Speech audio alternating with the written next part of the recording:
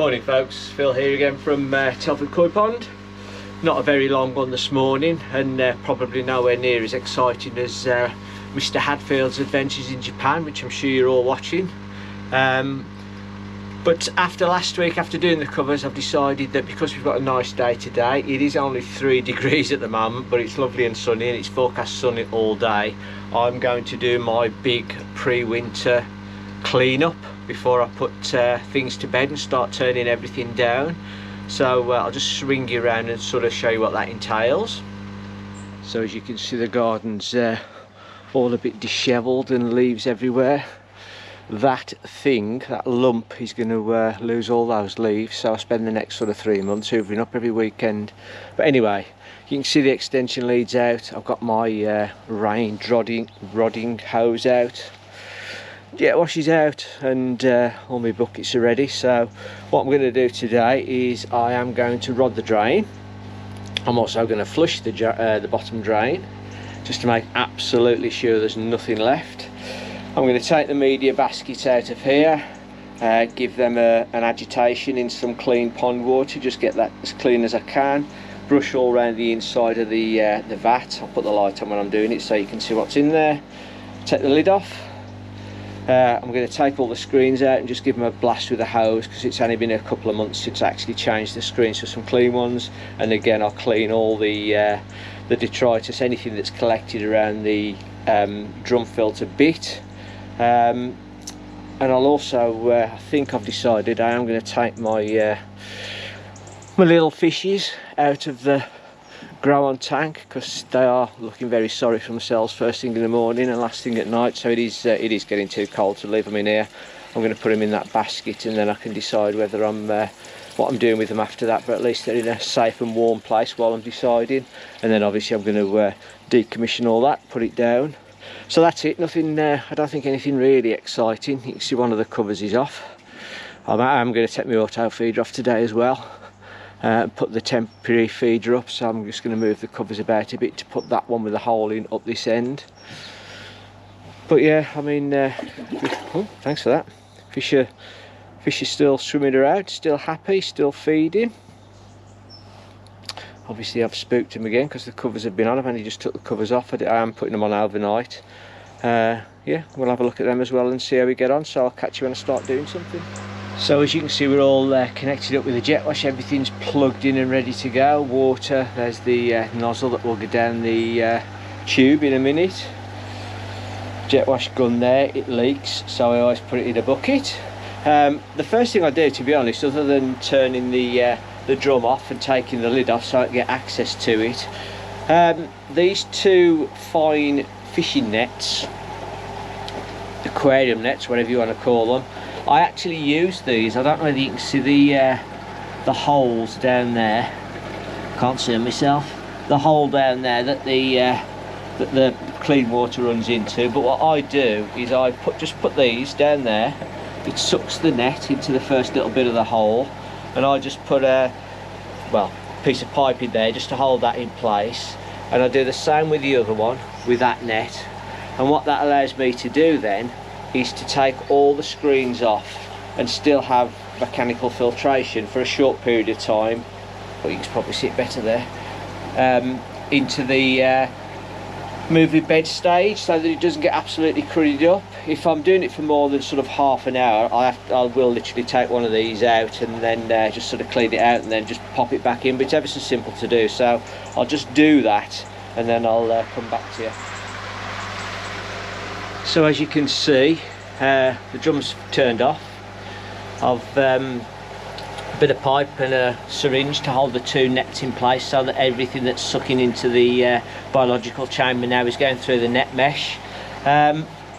Not that dirty, to be honest. I don't know how much you can see down there. I'll try to keep my shadow out of it. But you know, there is gunk down there, but it's not that dirty. Let's have a look at the other side.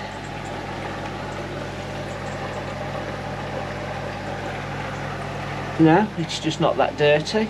So what I can see, I'll actually suck out with a little airline tube to get rid of the most of it, and then I'll get give everywhere a brush and then shove a hose pipe in just to blast anything I can't get to. But that's looking remarkably clean, so I'm quite pleased with that. Right, so as you can see, done what I said I was going to do. The nets are blocking the, well, not blocking the pipes, so I'm catching everything that goes through the pipe hole, and I've taken the screens off just so I can see if there's anything coming through. I don't expect there to be, because I just haven't got the black fly larvae anymore because of the temperature. But anyway, this is going to be a bit noisy. But you can see how easy this is. Straight down the rodding point and jet wash.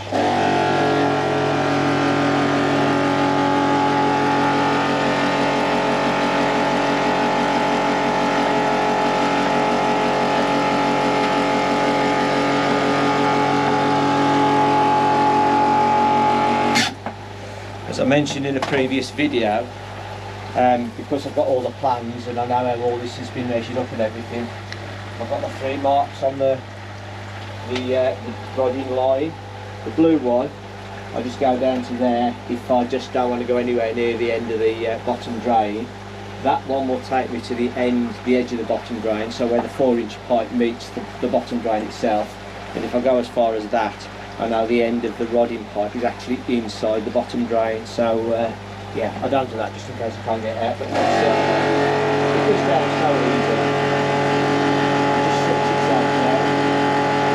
And that's as far as it's going to go. And now I'm just going to rock it and bring it all back out. So while I do that, we're going to do something more interesting. I'll see you in a bit.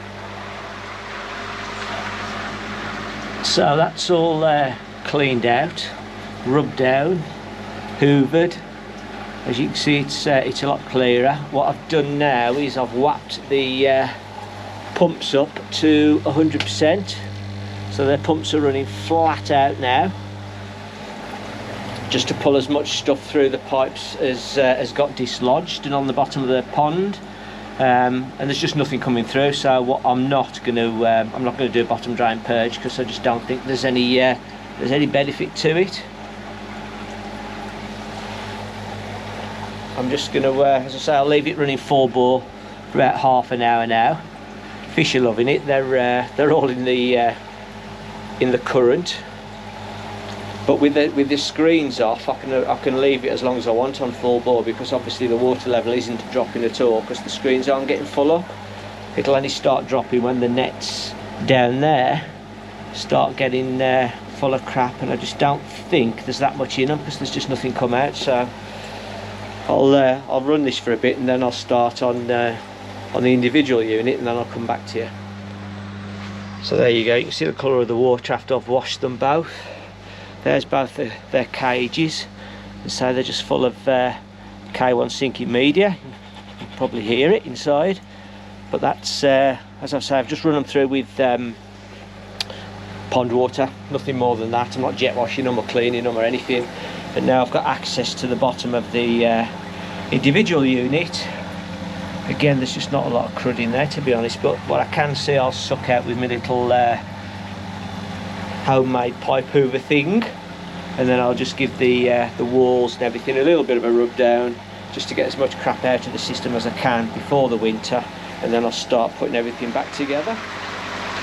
Just while I'm thinking about it, just also mention, you see all the Jubilee clips and everything that are all under the water there, and on the pipe work there for the pumps. While I've got the chamber this empty, I'll also go around and clip up all the tighten up all those, and all the ones sort of round here. And then once I've done all my filter stuff, I'm going to get that. Can't get the words out. I'll go round and just check all the Jubilee clips all round the inside and outside of the pond, just to make sure they're all as tight as they need to be. There's no need to, you know, go massively over tight on them, but just to make sure there's none come loose with the contraction and expansion of the rubber during the summer. So just thought I'd get that one out there while I'm thinking about it. So I've just taken one of the nets out, so you can just see that's the crud that gets pulled through into the net without the drum filters being on, which have just been washed with a hose pipe front and back. Just give them a quick swill off, get them as clean as I can without actually putting them in any solutions. But yeah, that is and the other one will be exactly the same, so I'm just going to swill that out and then I'm nearly finished. So there we go. As you can see, the drum screens are back in. You can see the water there coming through the screens. Everything's nice and clean and tidy. So the big advantage of doing what I do with the nets and things is I just don't have to turn the pumps off, so everything still carries on working. It's just that I need to catch the crud. Moving bed's moving fine. The baskets of sinking media are back in. Everything's been cleaned in there.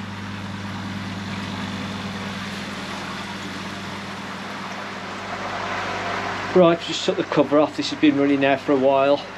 Turned the pumps back down to 40% on the 1200 litres per hour and 30% on the 1800 to get the flow I need. So you can see it's, well, you can't see, I don't know whether you can or you can't see, but it's very clean anyway. It's virtually spotless in there. Moving bed is the moving bed, and then in this one, again, it's spotless, apart from the flies floating on the top. But that is my winter clean done. All the Jubilee clips have been tightened up, as all these have, and as all the ones at the other end have. Taken my big auto feeder off and replaced it with my little P7000. We'll have a look at that in a second. So in here is basically, that is my winter prep done. As I say, all I need to do is put the other covers over the windows when it starts to get really cold. So let's just pop outside. That's the dog's tail drying because he's been in the water again. So covers are all sorted in so much as they're all spaced, they're all exactly where they need to be now. So on warm days I'll just lift the two out the middle, as you can see there, and just leave it like that. On cold days they won't come off. But the two covers that are sitting on top of the one at the bottom fit in there and hide that gap. On the end I have decided that I'm going to actually take my grow-ons out of the pond they're in at the moment and put them into here. So I don't know how well you'll pick this up, to be honest, but I've put the big net in there, the big holding tank thing. We'll have to see how they get on in there, but that's where it is. And that part of the, can I do this with one hand? That part of the insulation. I have a makeup piece that just goes, sorry about the camera work, that just goes, clips underneath that cover, and that's my makeup piece for that end.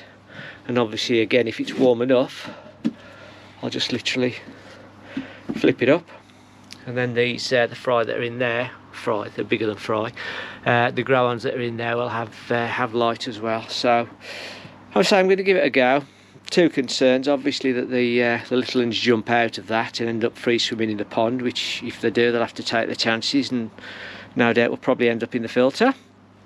My bigger concern is that the big fish, who are extremely inquisitive, start messing about with it and possibly get tangled in it or end up in it if they decide to jump over the top. So anyway, we'll have to cross that bridge when you come to it. But I'll have a camera on here permanently. The camera that's on the middle of the pond at the minute.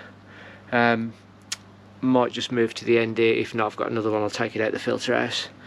So yeah, that's what I've decided to do. So really, it's just sorting out the little grow-ons. Got my bowl ready. All I'm going to do is put them in there for a bit. And I'll actually float them in the water there, but there they are, spooky. It's almost as if they know something's going to happen. But I'm going to empty this water right down, and then I'll get them out and we'll have a look at them in the bowl. Right, so I've just fished the grow-ons out. Take the net off. There we go.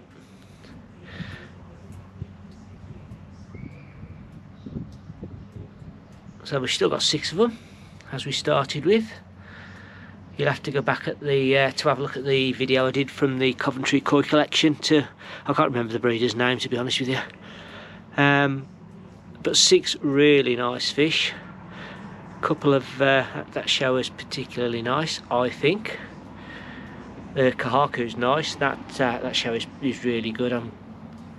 That's the one that if I'm going to keep any, that's the one I'm going to keep. The dark one. See what happens there. Nice Ginrin Haitsuri. Some very nice fish. There's lots of sumi to come out under the skin. You know, they're too young at the minute. Nice Montaguru in the pecs on that Sankey. You know, they've all got real promise, to be honest with you. I say when they first had them, I think they were about sort of 8 to 10 centimetres, if that. To be honest, they're probably more like 5 to 8 centimetres, and now you're looking at easily 15 centimetres. Some of them, perhaps that one might be a bit bigger than that. But I'm not going to stress them anymore by measuring them. I'm just going to put them into the net in the big pond now for a bit, and let's see how they get on in there. So last job of the day then, we're going to try and get these fish into their new home. I'm not expecting this to be pretty, so just see how we get on. There's 1, 2,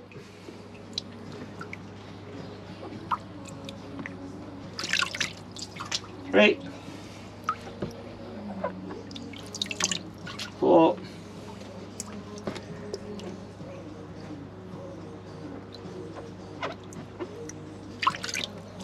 5,